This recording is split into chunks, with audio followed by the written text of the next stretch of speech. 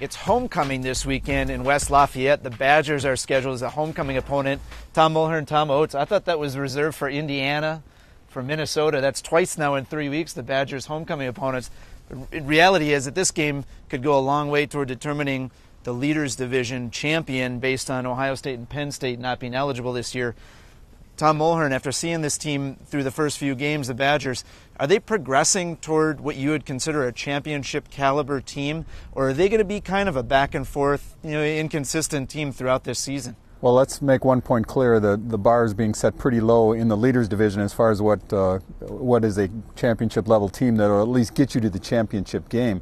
Having said that, I do think it's an upward trend. Now it's a gradual incline, and I don't think it's going up steeply, but I do think they're going in the right direction.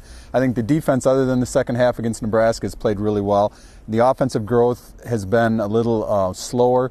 I think that was a painful first half last week, as anybody who watched it could attest. I do think the quarterback's getting a little better. He's got some limitations. I think the encouraging signs by the offensive line in the fourth quarter, but that was a weak opponent. So let's see how they fare against a good defensive line in Purdue. So I guess it's okay, but with some qualifiers.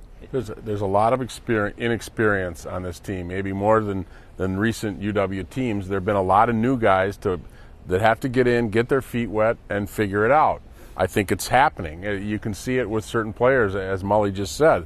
It's happening, but it's not happening very quickly, and I don't think they're a particularly good team yet. They're not a team at the level, despite what happened in the fourth quarter against Illinois, which was very impressive. They're not yet at the level that they have been, and that's a work in progress. Can they get there? That remains to be seen, but they are clearly getting better, but there's still too many stretches where they're not very good, and a better Illinois team might have taken them out of that game the way they struggled on offense. So they have to get better across the board and continue that progress. There is progress. They have to keep going in that direction, and it would help if they'd stand on the accelerator a little more. In terms of offense, in terms of getting the players playing at a high level, like I said, there's a lot more inexperienced players in this lineup on both sides of the ball than there has been in recent years, especially on offense. And that happens in college football. Players come and go, but it's halfway through the season. These players should have they have a lot of snaps under their belt. They should be taking a step up here. Well, and not only that, but I guess I feel like the players who are back, I mean, they're still kind of figuring out the running back rotation, as was evidenced the other day. I mean, it seems like there's a lot of pieces beyond just newcomers that really haven't gotten into a flow of things yet. Yeah, and wide receiver is another one where they're changing bodies almost every week. I don't know if they've hit upon anything at the tailback. I thought it was a little disjointed last week. I think it was hard. You saw finally Monte Ball in the fourth quarter getting a little flow when he finally got to carry the ball a couple of times in a row. So I think that's pretty much still up in the air. The situational quarterback thing hasn't worked very well. You've got a revolving door due to injuries at right guard. They're still waiting for some young tight ends that they thought they were going to get more out of to make a contribution. Sam Arneson is one of those guys. So yeah, I think they're still finding their way personnel-wise as well. The Leaders Division, the legends at the beginning of the year, Northwestern, Pat Fitzgerald was talking about, hey, maybe we ought to realign these things because there's this imbalance there.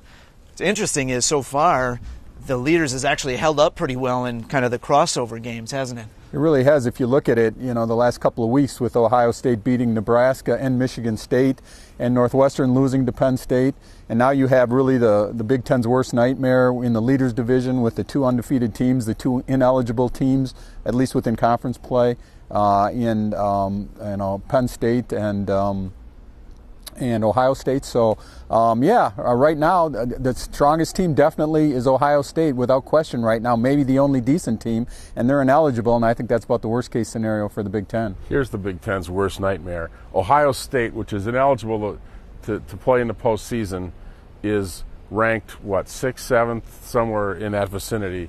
The next highest-ranked Big Ten team is 25th. That's the Big Ten's worst nightmare. I don't think anybody in the Big Ten has jumped off the map, and other than maybe Ohio State, and said we're a good team. It just hasn't happened. Northwestern was 5-0 and they lose to Penn State. Michigan State is just struggling. Nebraska, beats Wisconsin, thinks they're on the way. They get clobbered at Ohio Michigan State. in top Michigan 10. is the one that I was going to ask about. They're kind of on the fringe of that, aren't they? Yeah, they're on the fringe of that, but they jumped on Purdue and had a couple of big plays that kind of took Purdue out of that game, and Michigan hasn't knocked anybody's socks off either. So I just right now it's Ohio State and a lot of flawed teams, decent but flawed teams. I think Wisconsin's right in that mix.